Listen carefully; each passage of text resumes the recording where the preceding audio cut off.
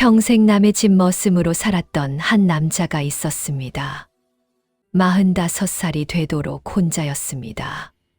가진 것이라곤 낡은 옷 한 벌과 움막 하나뿐이었습니다. 그런데 어느 눈보라치던 겨울밤, 그가 죽어가던 거지 처녀 한 명을 구했습니다. 그것이 시작이었습니다. 3년 후, 그 머슴은 양반 대감이 되었습니다. 화려한 비단옷을 입고 수십 칸 기와집의 주인이 되었습니다. 도대체 무슨 일이 있었던 걸까요? 평생 머슴으로 살던 남자가 어떻게 대감이 되었을까요? 이 이야기는 조선시대 실제로 있었던 일입니다. 한양에서 멀지 않은 한 마을. 그곳에는 김봉수라는 머슴이 살고 있었습니다. 그리고 그의 인생을 완전히 바꿔놓을 운명적인 만남이 기다리고 있었습니다. 지금부터 그 놀라운 이야기를 들려드리겠습니다. 머슴 김봉수의 살. 김봉수, 그는 평범한 머슴이었습니다. 아니, 평범하다고 하기에도 부족한 삶을 살았습니다. 부모님 얼굴도 모릅니다. 태어나자마자 버려졌다고 했습니다. 마을 어귀에서 울고 있던 아기를 김참판댁에서 거두어 키웠습니다. 이름도 김참판께서 지어주셨습니다. 복이 넘치길 바란다는 뜻으로 봉수라고 하셨습니다. 하지만 정작 봉수에게 복은 찾아오지 않았습니다. 7살 때부터 일을 시작했습니다. 마당 쓸기, 물 길어오기, 말 먹이 주기. 해가 뜨기 전에 일어나고 해가 진 후에야 잠자리에 들었습니다. 그렇게 40년을 살았습니다. 사람들은 봉수를 불쌍하게 여겼습니다. 봉수는 참 팔자가 기구해. 45이 넘도록 장가도 못 갔으니 말이야. 평생 혼자 살다 가겠구먼. 맞는 말이었습니다. 봉수에게는 아무것도 없었습니다. 돈도 땅도 가족도 없었습니다. 하루하루 끼니를 얻어먹고 사는 것이 전부였습니다. 하지만 봉수는 불평하지 않았습니다. 김참판댁에서 주는 하루 2끼 보리밥, 비바람을 막아주는 움막 한 칸. 그것만으로도 감사했습니다. 세상에는 그것조차 없는 사람들이 많다는 것을 알았기 때문입니다. 봉수는 성실했습니다. 누구보다 일찍 일어나고 누구보다 늦게 잠들었습니다. 시키는 일은 묵묵히 해냈습니다. 그리고 봉수는 착했습니다. 마을 아이들이 넘어지면 일으켜 세워주었습니다. 홀로 사시는 할머니 댁에는 장작을 패다 드렸습니다. 아픈 사람이 있으면 약을 구하러 먼 길도 마다하지 않았습니다. 어느 봄날이었습니다. 김참판댁 마님께서 갑자기 병이 드셨습니다. 고열에 시달리시며 정신을 잃으셨습니다. 봉수야, 한양까지 가서 약을 구해오너라. 내가 아니면 믿을 사람이 없구나. 김참판께서 봉수를 불렀습니다. 한양까지는 왕복 3일이 걸리는 먼 길이었습니다. 하지만 봉수는 망설이지 않았습니다. 염려 마십시오. 나리. 반드시 약을 구해오겠습니다. 봉수는 밤낮으로 걸어 한양에 도착했습니다. 약을 구하고 다시 쉬지 않고 돌아왔습니다. 발에는 물집이 잡히고 온몸이 땀으로 젖었지만 봉수는 뛰었습니다. 덕분에 마님께서는 무사히 회복하셨습니다. 봉수야, 내가 아니었다면 나는 죽었을 게다. 정말 고맙구나. 마님께서는 봉수의 손을 꼭 잡으셨습니다. 그날 봉수는 백미 한 되와 무명 한 피를 받았습니다. 봉수 인생에서 가장 큰 재산이었습니다. 여름에는 농사일을 도왔습니다. 뜨거운 햇볕 아래서 온종일 일했습니다. 허리가 끊어질 것 같았지만 참았습니다. 가을에는 추수를 도왔습니다. 김참판께서는 봉수의 노고를 인정하여 쌀 한 가마를 주셨습니다. 봉수야, 올해 풍년은 내 덕분이다. 봉수는 그 쌀을 소중히 여겼습니다. 운막에 고이 모셔두고 조금씩 아껴 먹었습니다. 그리고 가난한 마을 사람들에게도 나누어 주었습니다. 봉수 아저씨, 고마워요. 아이들의 웃음소리. 그것이 봉수에게는 가장 큰 기쁨이었습니다. 겨울이 왔습니다. 추운 겨울밤, 봉수는 홀로 움막에 앉아 있었습니다. 밖에서는 눈보라가 몰아쳤습니다. 찬바람이 움막 틈새로 들어왔습니다. 봉수는 생각했습니다. 나는 언제까지 이렇게 살까? 평생 혼자일까? 가족이란 걸 가져볼 수 있을까? 외로웠습니다.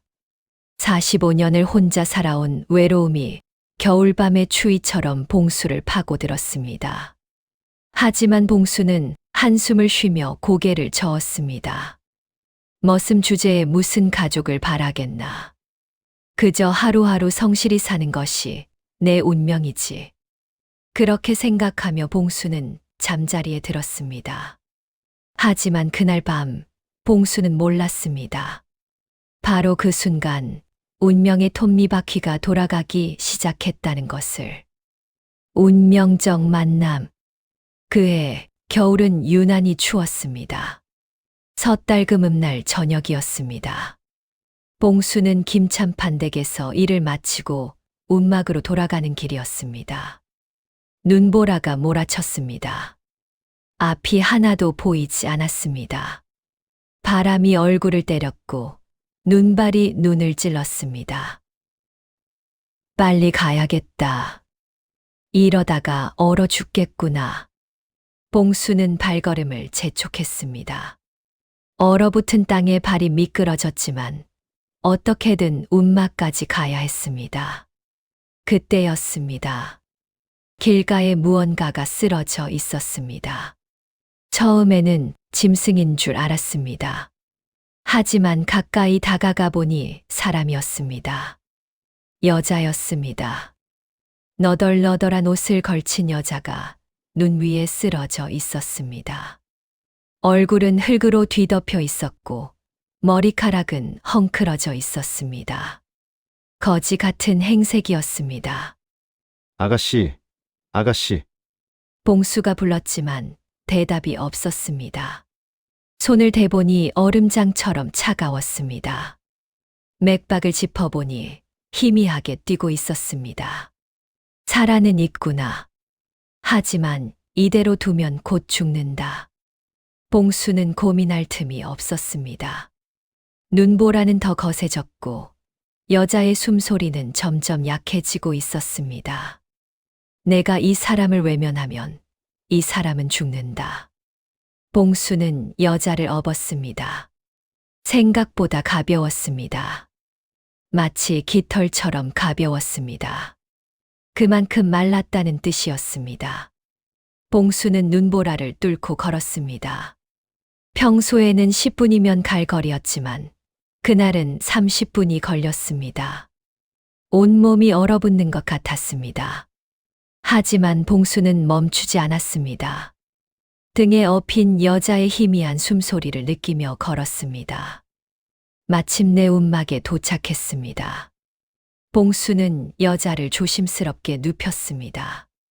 그리고 불을 지폈습니다. 평소에 아껴두었던 장작을 모두 꺼내 태웠습니다. 잠깐만 기다리세요. 금방 따뜻해질 겁니다. 봉수는 자신의 이불을 여자에게 덮어주었습니다. 그리고 남아있던 쌀로 죽을 끓였습니다. 김찬파님께 받은 소중한 쌀이었지만 봉수는 망설이지 않았습니다. 사람 목숨이 쌀보다 귀하지. 1시간쯤 지났을까요? 여자가 눈을 떴습니다. 여기가 어디입니까? 목소리가 가늘게 떨렸습니다. 하지만 분명한 양반 말씨였습니다. 안심하세요. 아가씨, 여기는 제 움막입니다. 아가씨께서 길에 쓰러져 계셔서 모셔왔습니다. 여자는 주위를 둘러보았습니다. 허름한 움막, 낡은 이불, 그리고 거친 손에 머스민 봉수. 감사합니다. 그리고 여자는 눈물을 흘렸습니다. 왜 우십니까? 혹시 다친 데라도 있으십니까? 아닙니다. 그저 낯선 분께서 저를 구해주셔서 너무 고맙습니다. 봉수는 끓여둔 죽을 떠서 여자에게 건넸습니다. 많이 드십시오. 따뜻하게 하셔야 합니다. 여자는 떨리는 손으로 죽 그릇을 받았습니다. 그리고 한 숟가락 뜨는 순간 다시 눈물을 흘렸습니다. 이렇게 따뜻한 밥을 얼마 만에 먹어보는지 모르겠습니다. 목소리에 오랜 고통이 배어 있었습니다. 봉수는 조용히 앉아서 여자가 죽을 먹는 것을 지켜보았습니다. 여자는 천천히, 하지만 한 방울도 남기지 않고 죽을 다 먹었습니다. 고맙습니다. 정말 고맙습니다. 천만에요, 아가씨. 그런데 괜찮으시다면 무슨 일이 있으셨는지 여쭤봐도 될까요? 여자는 잠시 망설이다가 입을 열었습니다. 제 이름은 심순이입니다. 양반 집안의 딸이었습니다. 이었습니다. 라고 하셨습니까? 예. 이제는 아닙니다. 집에서 쫓겨났으니까요. 그날 밤 봉수는 순이에게서 이야기를 들었습니다. 순이는 심진사댁의 외동딸이었습니다. 어머니가 일찍 돌아가시고 아버지가 재혼을 하셨습니다. 계모 장씨 부인은 자신의 친딸만 아꼈습니다. 순이는 집안에서 종처럼 부려졌습니다. 밥도 제대로 못 먹었고 방도 제대로 못 썼습니다. 그러던 어느 날 귀한 비녀가 없어졌습니다. 계모는 순이가 훔쳤다고 몰아세웠습니다. 이 도둑년, 내 비녀를 어디다 팔아먹었느냐? 아무리 아니라고 해도 믿어주지 않았습니다. 결국 순이는 집에서 쫓겨났습니다. 한겨울에 입고 있던 옷 한 벌만 걸치고 갈 곳이 없었습니다. 친척도 친구도 없었습니다. 그저 걸었습니다. 어디로 가야 할지도 모른 채 그렇게 사흘을 굶고 걸었습니다. 그리고 쓰러졌습니다. 순이의 이야기를 들으며 봉수의 가슴이 아팠습니다. 저 사람도 나처럼 의지할 곳 없는 신세구나. 함께 사는 날들. 그날 밤 봉수는 결심했습니다. 아가씨, 괜찮으시다면 여기 계시지 않으시겠습니까? 순이가 놀란 눈으로 봉수를 바라보았습니다. 하지만 저는 아무것도 해드릴 수 없습니다. 아무것도 바라지 않습니다. 그저 같이 있으면 덜 외로울 것 같아서요. 봉수의 말에 순이는 또다시 눈물을 흘렸습니다. 하지만 이번에는 감사의 눈물이었습니다. 고맙습니다. 정말 고맙습니다. 정월이 되었습니다. 순이는 봉수의 움막에서 지냈습니다. 처음에는 서먹했습니다. 봉수는 평생 여자와 이야기해 본 적이 없었고, 순이는 양반집 교수였으니 머슴과 함께 지내는 것이 낯설었습니다. 하지만 시간이 지나면서 두 사람은 서로에게 익숙해졌습니다. 봉수는 낮에 김찬판 댁에서 일했습니다. 순이는 움막을 정리하고 봉수가 가져온 식재료로 밥을 지었습니다. 어느 날 저녁 일을 마치고 돌아온 봉수는 순이가 무언가를 꿰매고 있는 것을 보았습니다. 무엇을 하십니까? 아, 봉수 씨. 옷이 너무 헤어져서요. 제가 꿰매드리고 있었습니다. 봉수의 옷이었습니다. 해진 지 오래된 적삼이었지만 새 옷을 살 돈이 없어서 그대로 입고 다녔습니다. 고맙습니다. 하지만 그런 일까지 하실 필요는 없습니다. 아닙니다. 제가 할 수 있는 일이 이것밖에 없어서요. 봉수 씨께서 저를 살려주셨으니 이 정도는 해야죠. 그날 밤 순이가 꿰맨 옷을 입으니 마음이 따뜻해졌습니다. 단순히 옷이 따뜻해서가 아니었습니다. 누군가 자신을 생각해 준다는 것. 그것이 봉수를 따뜻하게 했습니다. 한 달이 지났습니다. 김참판댁 마님께서 봉수를 부르셨습니다. 봉수야, 요새 내 움막에 여자가 있다던데. 마을 사람들 입에 오르내렸나 봅니다. 봉수는 솔직히 말씀드렸습니다. 예, 마님. 눈보라 치던 날 길에서 쓰러진 아가씨를 구했습니다. 양반집 교수라던데. 예, 마님. 마님께서 한숨을 쉬셨습니다. 봉수야, 내 마음은 알겠다. 하지만 너는 머슴이고 그 아가씨는 양반이다. 신분이 다르지 않느냐? 압니다, 마님. 하지만 그 아가씨에게는 갈 곳이 없습니다. 그냥 지켜주고 싶습니다. 마님께서는 잠시 생각하시더니 말씀하셨습니다. 그래, 내 뜻이 그러하다면 어찌하겠느냐. 하지만 봉수야, 신분 차이 때문에 고생할 것이다. 각오는 되었느냐? 예, 마님. 각오했습니다. 그날 저녁 봉수는 순이에게 말했습니다. 순희 씨. 제가 감히 여쭐 말씀이 있습니다. 무엇입니까? 봉수 씨? 봉수의 가슴이 두근거렸습니다. 입이 마르고 손이 떨렸습니다. 하지만 용기를 냈습니다. 저와 부부의 연을 맺어주시겠습니까? 순이의 얼굴이 빨개졌습니다. 하지만 저는 아무것도 없습니다. 지참금도 혼수도 없고 양반 집안 규수가 머슴과 혼인한다는 게 상관없습니다. 저도 아무것도 없습니다.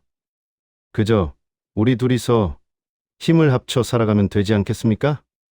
순이는 잠시 망설이더니 고개를 끄덕였습니다. 좋습니다.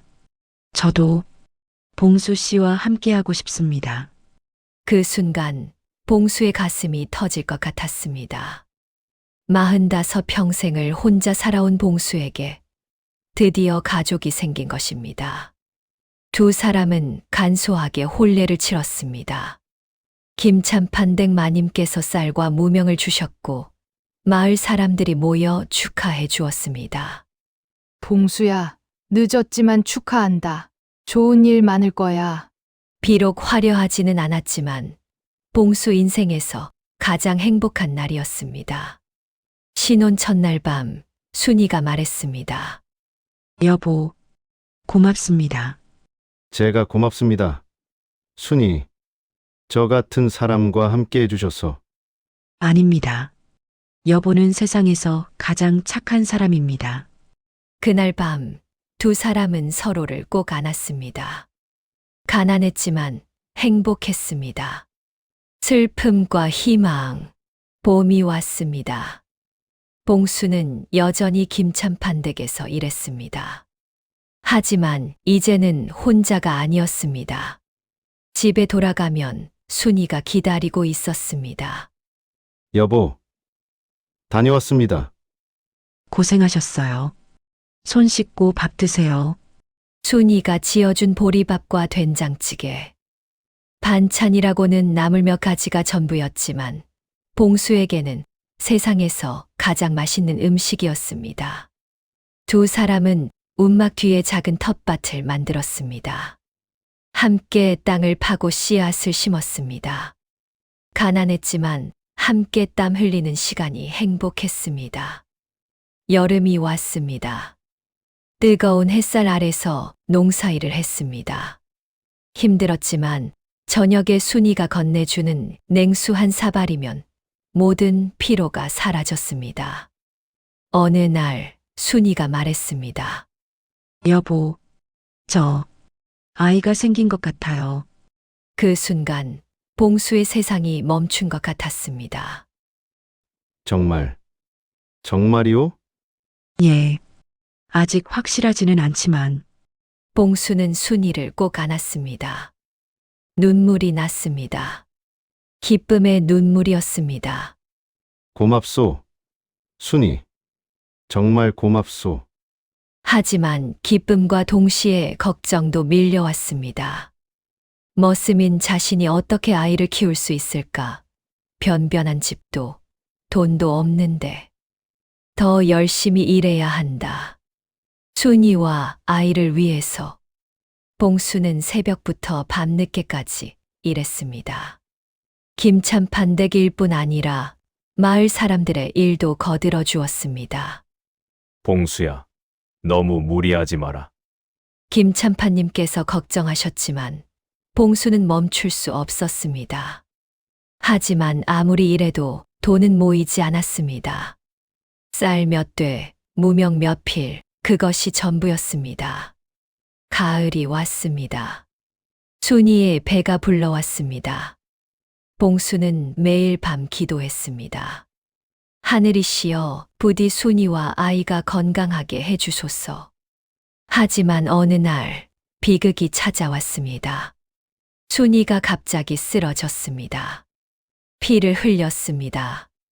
순이. 봉수는 순이를 업고 마을 의원에게 달려갔습니다. 의원님. 제발 제 아내를 살려주십시오. 의원은 진찰을 하고 한숨을 쉬었습니다.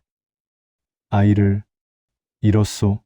그 말을 듣는 순간 봉수의 다리가 풀렸습니다. 하지만 부인은 괜찮소. 몸조리만 잘하면 회복할 수 있소. 다행히 순이는 살았습니다. 하지만 아이는 이 세상에 오지 못했습니다. 순이는 한 달 동안 말을 하지 않았습니다. 그저 멍하니 하늘만 바라보았습니다. 봉수도 힘들었습니다. 하지만 순이 앞에서는 울 수 없었습니다. 괜찮소. 순이. 우리에게는 다음이 있소. 당신만 건강하다면 그것으로 충분하오. 봉수는 순이를 안아주며 위로했습니다. 그렇게 두 사람은 슬픔을 견뎌냈습니다. 가난하고 아이도 없었지만 서로가 있었습니다. 겨울이 다시 왔습니다. 눈이 내리는 날, 봉수와 순이는 움막에 나란히 앉아 있었습니다. 여보, 우리 이대로 괜찮을까요? 순이가 조용히 물었습니다. 괜찮소. 우리는 서로가 있지 않소. 하지만 너무 가난합니다. 여보는 늘 고생만 하시고 고생이 아니오. 당신과 함께라면 그 어떤 것도 고생이 아니오. 봉수는 순이의 손을 꼭 잡았습니다. 우리가 비록 가난하지만 서로 사랑하며 살고 있지 않소. 그것이면 충분하오. 순이가 봉수의 어깨에 기댔습니다. 고마워요, 여보.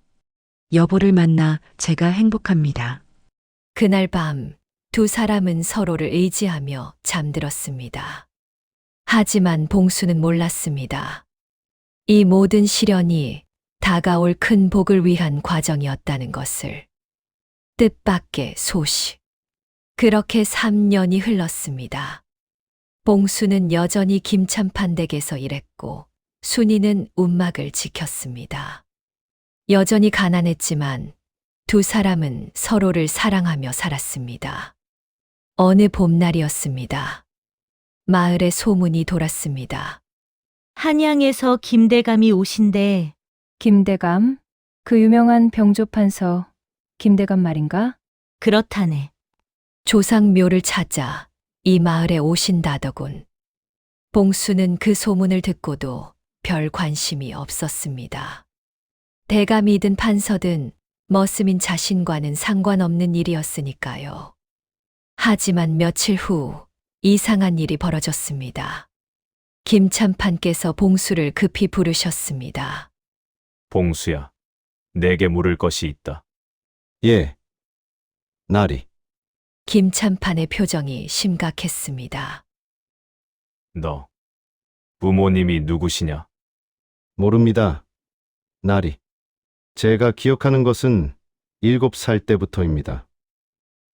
혹시 목에 붉은 점이 있느냐? 봉수가 깜짝 놀랐습니다.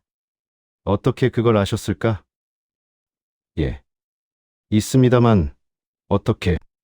김참판께서 깊은 한숨을 쉬셨습니다. 봉수야, 한양에서 오신 김대감께서 너를 찾고 계신다. 저를 찾으신다고요? 그렇다. 대감께서는 45년 전 이 마을에서 아들을 이루셨다. 그 아들의 목에 붉은 점이 있었다고 하시더구나. 봉수의 머리가 하얗게 변했습니다. 설마, 그게 저란 말씀이십니까? 아직 확실하지는 않다. 하지만 대감께서 너를 보고 싶어 하신다. 다음 날 봉수는 김대감을 배웠습니다. 대감께서는 70이 넘으신 노인이셨지만 눈빛만은 또렷하셨습니다. 봉수를 보시는 순간 대감의 눈에서 눈물이 흘렀습니다. 봉수. 내가 봉수구나. 대감마님, 저를 아십니까? 대감께서 떨리는 손으로 봉수의 목에 붉은 점을 만지셨습니다. 이 점이 틀림없다. 내가 내 아들이다. 그리고 대감께서는 이야기를 들려주셨습니다. 45년 전 대감께서는 젊은 무관이셨습니다. 이 마을에 외적을 토벌하러 오셨다가 마을 처녀와 사랑에 빠지셨습니다. 그 처녀가 봉수의 어머니였습니다. 하지만 대감께서는 한양으로 돌아가야 했습니다. 어머니는 혼자 봉수를 낳았습니다. 어머니는 봉수를 낳고 얼마 뒤 병으로 돌아가셨고 봉수는 고아가 되어 김참판댁에 맡겨졌습니다. 대감께서는 그 사실을 몰랐습니다.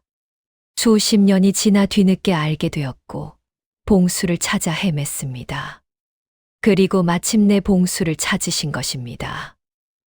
봉수야. 미안하다. 내가 이렇게 고생하는 줄 몰랐구나. 대감께서는 봉수를 끌어안고 우셨습니다. 봉수도 눈물이 났습니다. 평생 부모 얼굴을 모르고 살았던 봉수에게 아버지가 생긴 것입니다. 그것도 병조판서 대감께서. 이제 너는 내 아들이다. 한양으로 가자. 대감댁을 이어야 한다. 하지만 봉수는 망설였습니다. 대감마님, 저에게는 아내가 있습니다. 아내? 누구냐? 심순이라고 합니다. 양반집 교수였지만 집에서 쫓겨나 제가 거두었습니다. 대감께서 잠시 생각하시더니 말씀하셨습니다. 그래, 효부로구나. 내가 고생할 때 함께한 아내라면 당연히 함께 가야지. 순이 며느리도 한양으로 함께 가자. 그날 봉수의 인생이 완전히 바뀌었습니다. 움막으로 돌아가 순이에게 이 소식을 전했을 때 순이는 믿지 못하겠다는 표정이었습니다. 여보, 정말 대감의 아들이라고요? 그렇소. 순이. 나도 믿기지 않지만 사실이오. 순이가 울었습니다. 여보, 축하합니다. 정말 축하해요. 순이, 우리 함께 한양으로 가요. 이제 당신은 대감댁마님이오. 두 사람은 서로를 꼭 안았습니다. 가난했던 머슴과 쫓겨난 양반 교수. 그들에게 드디어 행복이 찾아온 것입니다. 새로운 삶의 시작. 한 달 후 봉수와 순이는 한양으로 떠났습니다. 김참판댁 사람들이 모두 나와 전송해 주었습니다. 봉수야, 잘 가거라. 한양에서 잘 살아라. 순희 씨, 행복하세요? 마을 사람들도 모여 배웅해 주었습니다. 봉수가 평생 일했던 김참판댁, 봉수가 살았던 움막, 봉수가 걸었던 마을길. 모든 것이 아련했습니다. 여보, 저 움막. 우리가 처음 만난 곳이네요. 순이가 눈물을 글썽이며 말했습니다. 그렇소. 저기서 우리는 부부가 되었지. 가난했지만 행복했소. 앞으로는 더 행복할 거예요. 여보. 한양까지 보름이 걸렸습니다. 가마를 타고 가는 동안 봉수는 계속 꿈을 꾸는 것 같았습니다. 정말 이게 현실일까? 머슴이었던 내가 대감의 아들이라니. 하지만 순이의 손을 잡으니 현실이라는 것을 느낄 수 있었습니다. 한양에 도착했습니다. 대감댁은 상상 이상으로 컸습니다. 기와집이 줄지어 서 있고 하인들이 즐비했습니다. 이곳이 우리가 살 곳이라고요? 순이가 놀라서 말했습니다. 그렇소. 이제 우리 집이오. 대감께서 직접 나와 맞아주셨습니다. 봉수야, 잘 왔다. 순이 며느리도 잘 왔고. 대감마님, 인사드립니다. 순이가 깎듯이 저를 올렸습니다. 며느리가 참 예의 바르구나. 잘 왔다. 이제부터 이곳이 내 집이다. 대감께서는 두 사람을 사랑채로 안내하셨습니다. 방 하나하나가 움막보다 컸습니다. 이곳에서 편히 쉬거라. 내일부터 집안일을 가르쳐 주마. 그날 밤 봉수와 순이는 넓은 사랑채에 앉아 있었습니다. 여보, 꿈 같아요. 나도 그렇소. 우리 정말 행복해져도 되는 걸까요? 물론이요, 순이. 우리는 고생한 만큼 행복할 자격이 있소. 다음 날부터 봉수는 대감댁의 일을 배우기 시작했습니다. 대감께서는 봉수에게 글을 가르쳐 주셨습니다. 늦은 나이에 배우는 것이 쉽지 않았지만 봉수는 열심히 노력했습니다. 봉수야, 내가 배우는 속도가 빠르구나. 고맙습니다. 아버님. 아버님. 그 단어를 부를 때마다 봉수의 가슴이 벅찼습니다. 순이는 대감댁 안주인 역할을 배웠습니다. 양반집 교수였던 만큼 예의범절은 익숙했습니다. 하지만 순이에게는 한 가지 걱정이 있었습니다. 여보, 저 계모를 다시 만나게 될까요? 왜 그러시오? 저를 쫓아낸 계모요. 한양 양반 집안들은 서로 알고 지낸다고 하잖아요. 언젠가는 마주칠 것 같아요. 봉수는 순이의 손을 잡았습니다. 걱정 마시오. 그때는 내가 있소. 이제 당신은 대감댁 안주인이오. 누구도 함부로 대하지 못하오. 한 달이 지났습니다. 대감께서 말씀하셨습니다. 봉수야, 내일 중요한 손님들을 초대했다. 누구십니까, 아버님? 조정 대신들과 양반 집안 어른들이시다. 너를 정식으로 내 아들로 소개하려 한다. 그날 밤 봉수는 잠을 이루지 못했습니다. 내일이면 많은 사람들 앞에 서야 한다는 것이 부담스러웠습니다. 순이도 걱정스러운 표정이었습니다. 여보, 내일 혹시 계모님이 오시면 괜찮소. 순이. 우리는 더 이상 약한 사람들이 아니오. 하지만 봉수도 마음 한편으로는 불안했습니다. 순이의 계모를 만나게 된다면? 그 생각이 머리를 떠나지 않았습니다. 그리고 다음 날 운명의 순간이 찾아왔습니다. 반전의 순간. 그날 저녁 대감댁 큰 사랑채에 손님들이 모였습니다. 조정의 대신들, 양반 집안의 어른들, 수십 명의 사람들이 모였습니다.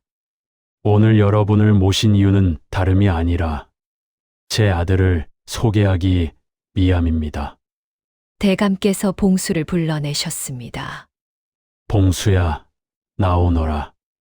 봉수는 떨리는 마음으로 사랑채에 들어섰습니다.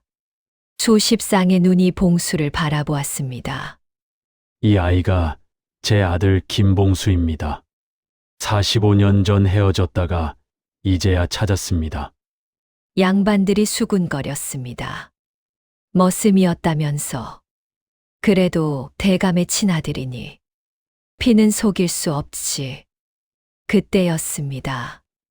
문이 열리고 한 부인이 들어왔습니다.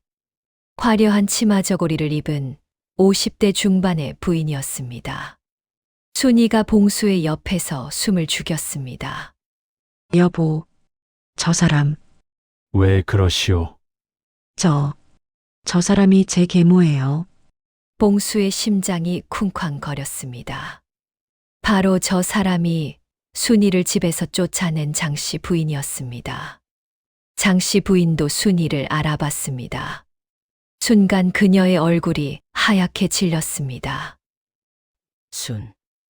순이, 계모님, 오랜만입니다. 순이가 차분하게 인사했습니다. 하지만 목소리가 떨리고 있었습니다. 장씨 부인은 당황한 표정으로 주위를 둘러보았습니다. 아니, 내가 왜 여기에?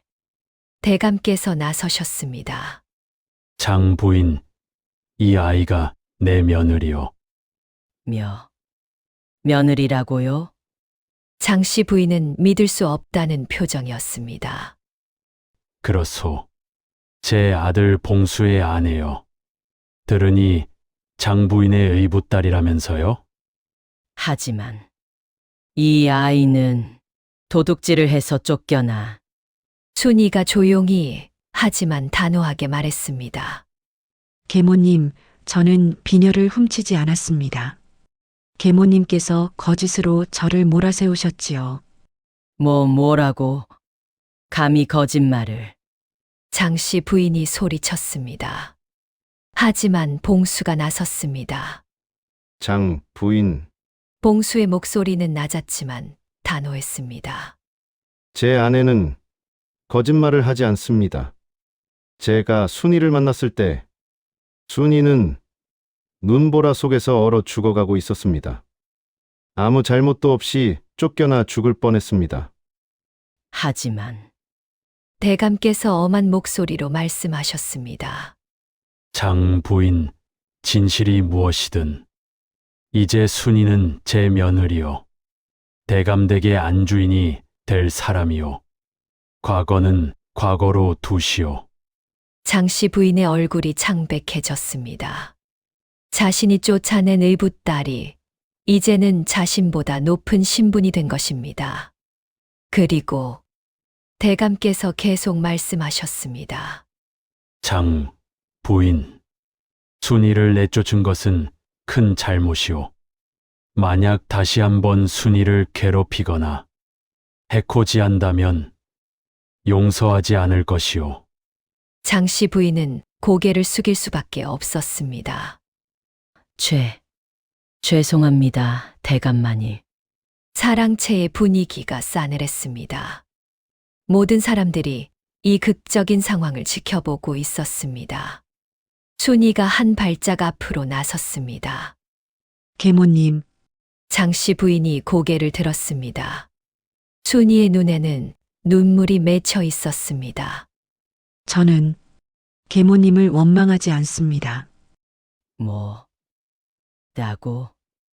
계모님도 나름의 사정이 있으셨을 겁니다. 자기 친딸을 챙기고 싶으셨던 그런 마음. 순이의 목소리가 떨렸습니다. 하지만 계모님, 저도 사람입니다. 저도 아픕니다. 계모님께서 저를 쫓아내셨을 때 저는 정말 죽고 싶었습니다. 장씨 부인의 눈에서 눈물이 흘렀습니다. 순이가 봉수의 손을 잡았습니다. 그 말을 듣고 장씨 부인이 무릎을 꿇었습니다. 순이야, 미안하다다. 정말 미안하다다. 장씨 부인이 흐느꼈습니다. 순이가 계모를 일으켜 세웠습니다. 일어나세요, 계모님. 이제 다 지난 일입니다.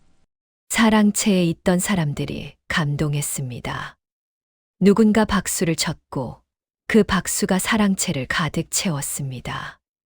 대감께서 흐뭇하게 웃으셨습니다. 봉수야, 내가 좋은 아내를 만났구나. 순이 며느리는 진정한 양반 규수로다. 그날 밤 봉수와 순이는 사랑채에 앉아 있었습니다. 순이, 고맙소. 오늘 정말 대단했소. 아니에요, 여보.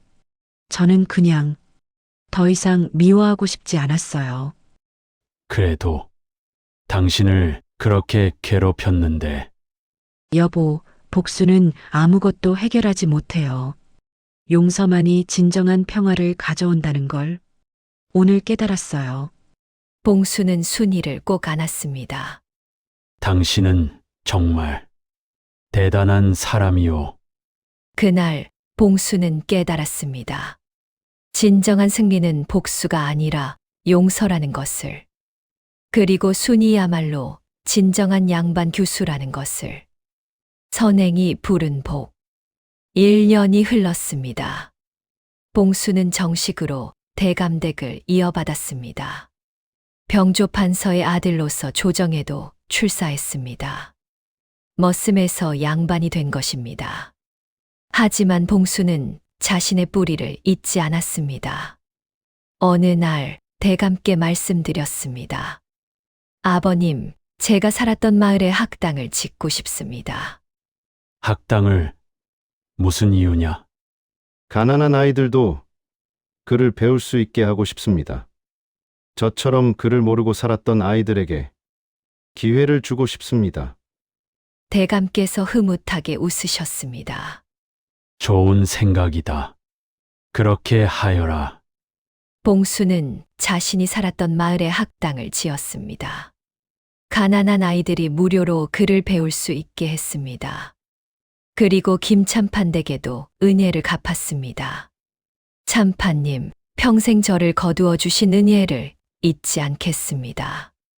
봉수는 김참판댁에 많은 재물을 보냈습니다. 봉수야, 내가 이렇게 훌륭하게 자라주어 나도 기쁘다. 김참판께서 눈물을 흘리며 말씀하셨습니다. 순이도 변했습니다. 아니, 변한 것이 아니라 원래의 모습을 되찾았습니다. 대감댁 안주인으로서 집안을 돌보고 어려운 사람들을 도왔습니다. 특히 집 없는 여자들을 위해 피난처를 만들었습니다. 여보, 저처럼 집에서 쫓겨난 여자들이 많아요. 그 사람들을 도와주고 싶어요. 좋소. 순이, 당신이 하고 싶은 대로 하시오. 순이는 여자들을 위한 집을 만들고 그들에게 기술을 가르쳐 주었습니다. 바느질, 요리, 그림 그리기. 그 여자들이 스스로 살아갈 수 있게 도왔습니다. 그리고 2년 후 순이가 다시 아이를 가졌습니다. 이번에는 무사히 아들을 낳았습니다. 여보, 우리 아들이에요. 순이가 아이를 안고 울었습니다. 봉수도 울었습니다. 고맙소. 순이, 정말 고맙소. 아이의 이름은 덕수라고 지었습니다. 덕을 쌓아 오래 산다는 뜻이었습니다. 대감께서도 손자를 보시고 기뻐하셨습니다. 봉수야, 내가 이렇게 훌륭한 가정을 꾸리다니 아버지로서 자랑스럽다. 아버님, 모든 것이 아버님 덕분입니다. 아니다. 내 덕분이다. 내가 착한 마음을 가지고 순이를 구했기에 이 모든 복이 온 것이다. 그날 밤 봉수는 순이와 함께 앉아 과거를 돌아보았습니다. 순이, 그때 생각나오? 눈보라치던 밤, 예, 여보. 저는 그날 죽을 줄 알았어요. 하지만 여보가 저를 구해 주셨죠. 아니요. 내가 당신을 구한 것이 아니라 당신이 나를 구한 거요. 당신이 없었다면 나는 평생 외로운 머슴으로 살았을 거요. 여보, 순이, 우리가 여기까지 온 것은 운명이 아니었을까 하오. 하늘이 우리를 만나게 한 것이 아닐까? 맞아요, 여보. 우리의 만남은 운명이었어요. 봉수는 깨달았습니다. 인생에서 가장 중요한 것은 돈도 신분도 아니라는 것을. 가장 중요한 것은 자비와 사랑이라는 것을. 봉수가 순이를 구한 것은 큰 결심이 아니었습니다. 그저 눈앞에서 죽어가는 사람을 외면할 수 없었을 뿐입니다. 하지만 그 작은 자비가 봉수의 인생을 완전히 바꿔놓았습니다. 머슴에서 대감이 되고, 혼자에서 가족을 가지게 되고, 외로움에서 행복을 찾게 되었습니다. 순이도 마찬가지였습니다. 집에서 쫓겨나 죽을 뻔했던 순이가 이제는 대감댁 안주인이 되어 많은 사람들을 도우며 살고 있습니다. 지금 봉수는 60이 되었습니다. 순이도 나이가 들었습니다. 하지만 두 사람은 여전히 서로를 사랑하며 살고 있습니다. 아들 덕수는 훌륭하게 자라 과거에 급제했습니다. 손자들도 생겼습니다. 가끔 봉수는 옛날 움막이 있던 자리를 찾아갑니다. 이제는 학당이 되어 아이들의 웃음소리가 가득한 곳입니다. 할아버지, 이야기해 주세요. 아이들이 졸라댑니다. 좋다. 할아버지가 젊었을 때 이야기를 해주마. 봉수는 이야기를 들려줍니다. 머슴으로 살았던 이야기, 순이를 만난 이야기, 그리고 선행이 얼마나 큰 복을 가져오는지. 여러분, 기억하거라. 어려운 사람을 보면 외면하지 마라. 작은 자비 하나가 세상을 바꿀 수 있느니라. 아이들은 고개를 끄덕입니다. 봉수는 웃습니다. 이 아이들이 자라서 또다시 선행을 베풀며 살기를 바랍니다. 이것이 봉수의 이야기입니다.